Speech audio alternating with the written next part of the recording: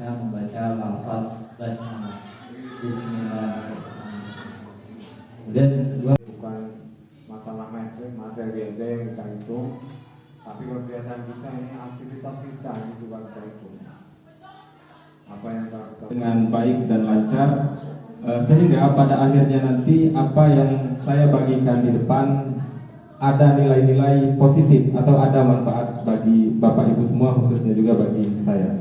Apa itu budaya positif? Namun sebelum masuk ke sana, saya ingin bertanya kepada Bapak Ibu semua, apa sih budaya itu?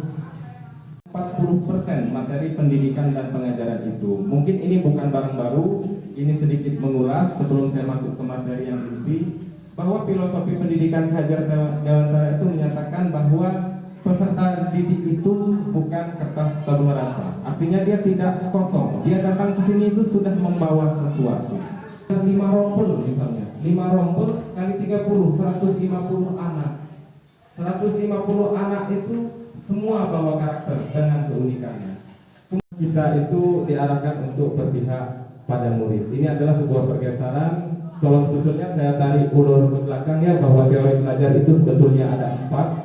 Yang pertama itu teori kognitif. Mungkin kita semua mengalami teori kognitif, di mana kemampuan kita di bidang kognitif itu menjadi acuan kesuksesan kita di sekolah. Dan akhirat luar biasa, sangat luar biasa tantangan itu. Tetapi di sini saya akan menyampaikan secara umum. Kemudian yang berikutnya terkait paradigma tadi. Dari paradigma tadi kan ada budaya positif. Budaya dengan disiplin menurut Bapak Ibu ada hubungannya tidak? Ada tidak Bapak Ibu?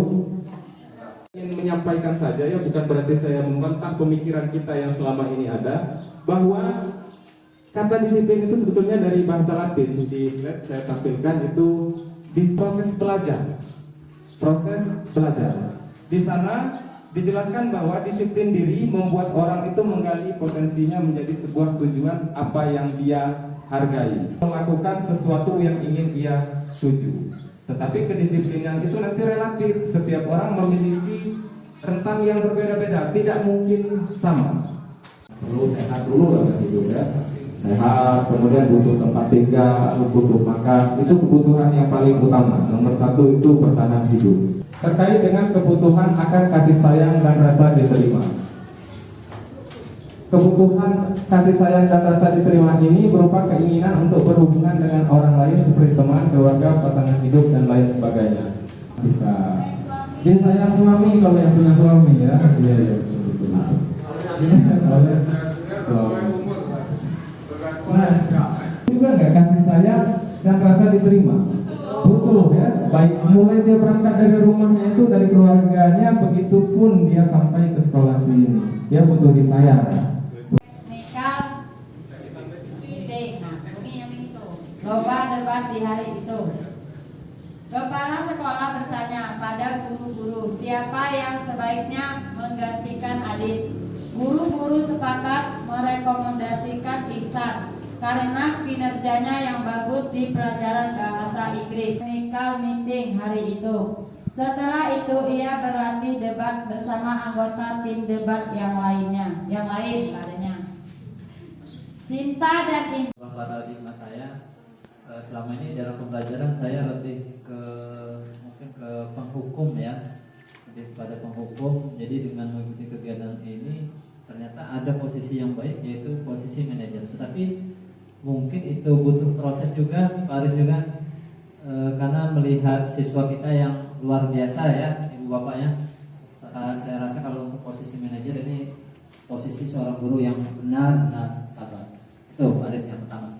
Kemudian yang kedua, perasaan apa yang muncul selama ini, kita sadar betul bahwa kita tidak bisa membangun ini semua dengan diri sendiri ya Ibu Bapak.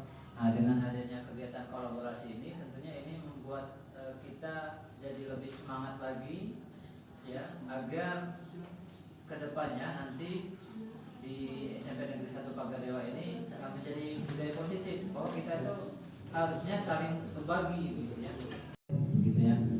Kemudian yang terakhir, saya akan menjadi seseorang yang menuntun mungkin ya. Seperti apakah setelah mengikuti modul ini? Yaitu tadi seperti yang sudah saya sampaikan, bahwa kita kepada murid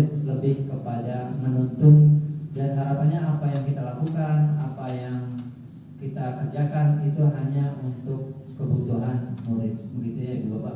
Sekedar motivasi saja. Teko, ya. Kalau tekonya nggak ada isi, bagaimana kita mau mengisi orang lain, begitu ya Ibu Bapak. Nah, melalui dengan kegiatan ini harapannya kita dapat terisi itu tadi dengan ilmu-ilmu, sehingga kita dapat mengisi murid-murid kita, memberikan motivasi, dan juga itu tadi tujuannya adalah kembali untuk berpihak kepada murid. Dan direfleksikan oleh Pak Edi, mungkin Bapak Ibu Dewan Guru yang lain juga secara umum sama, bahwa